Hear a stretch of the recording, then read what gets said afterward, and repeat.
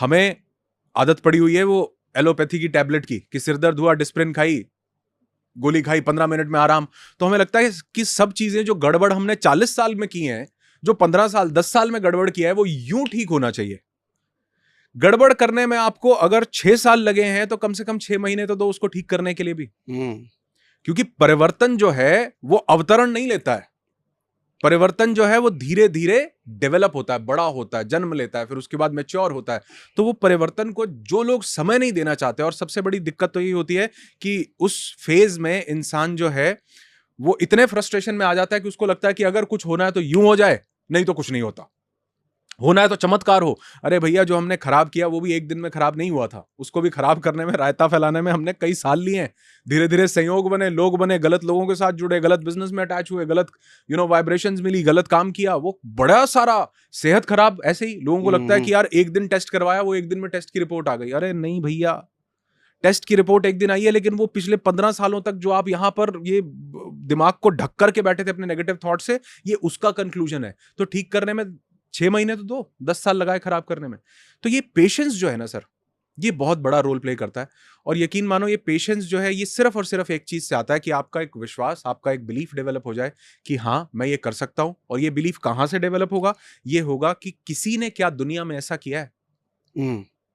जब मेरी हेल्थ खराब हुई, मैंने सबसे पहले सर्च ये किया, लोग बोलते थे कि लाइफ थ्रेटनिंग डिजीज होती है, मैंने सबसे पहले गूगल पे जानते हैं क्या सर्च किया? क्या दुनिया में कोई भी एक ऐसा इंसान है जो किसी भी लाइफ थ्रेटनिंग डिजीज से रिकवर किया हो, जिसको हम बोलते हैं कि ये तो बस अब तुम्हारे पास 3 महीने बचे, 6? मैंने कहा क्या कोई भी एक ऐसा इंसान है? मैंने ढूंढा तो लिस्ट आती गई। मेरे सामने बुक आई, Louise Hay you can heal your life. मेरे सामने बुक आई, anatomy of an illness by Norman Cousin. मेरे सामने बुक आई, love medicine miracle by Bernie Siegel. मेरे सामने बुक आई कि what doctors don't get to study in medical school by doctor B M Hegde. और मैंने देखा इसमें से तो 90% डॉक्टर्स हैं। ये जो लोग बात बोल रहे हैं ये आम इंसान नहीं है, ये पढ़े लिखे लोग हैं। ये पढ़े लिखे लोग हैं जिन्होंने मेडिसिन में कोई एमडीए, कोई एमबीबीएस है, किसी ने पता नहीं कोई कितना बड़ा कार्डियोलॉजिस्ट है, जिनका बर्नी सीगल का मैं नाम ले रहा हूं, यूएस के बहुत बड़े सर्जन है, पीडियाट्रिक सर्जन। ये कौन लोग हैं? क्या कोई एक भी एविडेंस है जिन्होंने अपने आप को? डॉक्टर जो डिस्पेंजा, रीढ़ की हड्डी टूट जाती है सर, वर्टेब्रेज 8 मणके टूट गए रीढ़ की हड्डी के।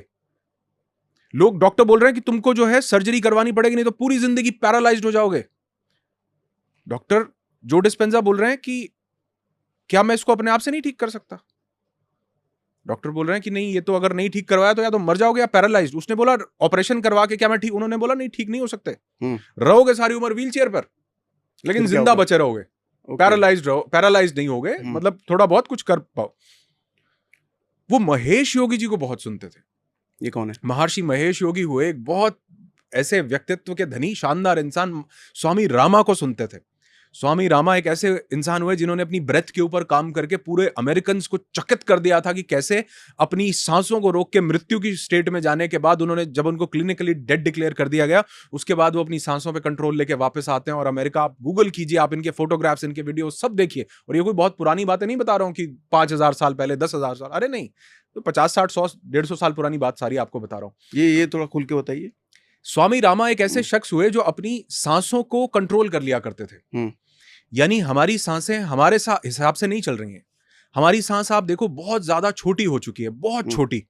और ऐसा बोला, फास्ट ब्रीदिंग होती है, बहुत फास्ट ब्रीदिंग है, इतनी ज्यादा छोटी है कि हमारी सांस ऐसा लग रहा है कि गले से, एक्चुअल में तो वो हमारे लंग्स में जा रही है, लेकिन ऐसा लग रहा है कि इतनी छोटी है कि यहां से आ रही है, यहां से ही चली जा रही है। जो कि जिसको हम सांस बोल रहे हैं, जिसको हम सोच रहे हैं कि ये ऑक्सीजन से सब कुछ चल रहा है, एक्चुअल में उस ऑक्सीजन में एक एलिमेंट इंक्लूडेड है जिसको आज धीरे धीरे ईथर के नाम से जाना जा रहा है, लेकिन हम उसको सदियों से प्राण के नाम से जानते हैं।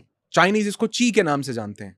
वो प्राण वायु एक्चुअल में फ्लो हो रही है, खाली ऑक्सीजन का गेम नहीं है। इसीलिए मैं अक्सर बोलता हूं कि अगर ऑक्सीजन ही सांस को चला रही है तो भैया जिस दिन बंद होगी 20, 50, 100 सिलेंडर का अरेंजमेंट करना, मैं तो कहीं जाने वाला ही नहीं हूं। लगाते रहना, ठोको ठोको, सिद्धू जी की तरह ठोको ताली, ठोको एक सिलेंडर, लगाते जाओ, कहां जाऊंगा मैं? खाली ऑक्सीजन नहीं चला रही है, उसमें एक प्राण शक्ति इंक्लूडेड है। तो उस प्राण शक्ति को कॉन्कर कर लिया था स्वामी रामा ने अपनी मेडिटेशन से, अपनी साधना में। ऐसा अगर आप सर्च करेंगे तो सबसे पहला लिखा आएगा मिस्टिकल सेंट ऑफ हिमालयाज, स्वामी रामा। उनकी एक बुक है साइंस ऑफ ब्रेथ, मतलब हम उस बुक को अपने हमारे जो इवेंट्स होते हैं हम उसका पूरा सार लोगों को समझाते हैं और लोग 2 घंटे के अंदर जब उस चीजों को इंप्लीमेंट करते हैं अपने ऊपर तो वो कहते हैं यार ये ऐसा कुछ भी हो सकता था। मतलब कई चीजें तो हम अज्ञानता के कारण नहीं कर पा रहे हैं कि हमें पता ही नहीं है कि ये चीज एग्जिस्ट करती है, हमें पता ही नहीं है कि ये चीज दुनिया में हो सकती है। तो स्वामी रामा को वो पढ़ते थे, वो जानते थे। स्वामी रामा इकलौते ऐसे इंसान थे जिन्होंने यूएस अमेरिकन ने कहा कि यार ऐसे कैसे कोई इंसान अपनी सांस पे काबू करके अपने शरीर के अंगों को रोक लेता है, शरीर के अंगों को रोक लेता है, मतलब अपने शरीर काम करना बंद कर चुका है, बॉडी में कुछ भी नहीं है। आप कह रहे हैं वो डेड डिक्लेयर कर दिया, क्लिनिकली डेड डिक्लेयर कर दिया गया। आप गूगल कीजिए, आप उनकी बुक्स को पढ़िए, क्लिनिकली डेड डिक्लेयर कर दिया गया। और जब क्लिनिकली डेड डिक्लेयर किया सब कुछ, उनको भी लगा कि भाई ये तो बंदा फेक था, ये तो ऐसे वैसे, अब तो इसका क्रेमेशन करना, अब तो ये। और वो चमत्कारिक रूप से थोड़ी देर के बाद अपनी सांसों को वापस से हासिल करके और वापस आते हैं और वो अमेरिकन भी चकित हो जाते हैं कि ऐसे ऐसा क्या हो रहा है। तो उनको भी, अमेरिकन को भी या दुनिया में बाकी लोगों को भी कहीं ना कहीं कुछ समझ में आता है कि यार हिंदुस्तान में कुछ तो है इनके पास, जो इनके पुराने लोग जो इनको दे करके गए हैं। और इसमें आश्चर्यचकित होने वाली बात नहीं है कि जब जिंदगी के सबसे टफ फेज में होते हैं स्टीव जॉब्स, तो वो हिंदुस्तान का रुख करते हैं, नीम करोरी बाबा के पास आते हैं। कोई आश्चर्यचकित होने वाली बात नहीं है कि वो मार्क जुकरबर्ग को भी यही बता करके जाते हैं कि भैया कभी अगर जिंदगी में कुछ जरूरत लगे ना, हॉट या नॉट बनाई चल नहीं रही, उन्होंने कहा कभी ऐसा हो तो हिंदुस्तान जाना। नीम करोरी बाबा तो नहीं है, लेकिन वो एनर्जीज आपको जरूर मिलेंगी, क्योंकि वो हिंदुस्तान आकर वो जान पाते हैं कि एनर्जी, फ्रीक्वेंसी, वाइब्रेशन, जिसको आज साइंस, क्वांटम साइंस डिस्कवर कर रही है, ये हमारे योगियों ने कई सदियों पहले अपने अंदर उतर के जान लिया था कि ये सब चीजें कैसे कार्य कर रही हैं।